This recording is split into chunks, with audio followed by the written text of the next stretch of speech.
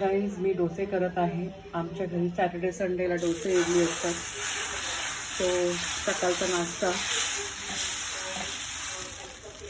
Okay, थोडासा तेल add करूया. खूप छान होतात बघा डोसे, एकदम पेपरासारखे येतात. आणि इथे चटणीची तयारी केली आहे. शेंगदाण्याची चटणी, शेंगदाणे खोबरे, एक लसूण ॲड केलं, लाल मिरच्या. तुम्हाला पाहिजे तुम्ही चिंच पण ॲड करू शकता ह्याच्यामध्ये आणि ग्राइंड करून घ्यायचं. आता फोडणीची तयारी. फोडणीला फक्त उडदाची डाळ थोडीशी घ्यायची, राई घ्यायची आणि कढीपत्ता. पटापट डोसे निघतात बघा.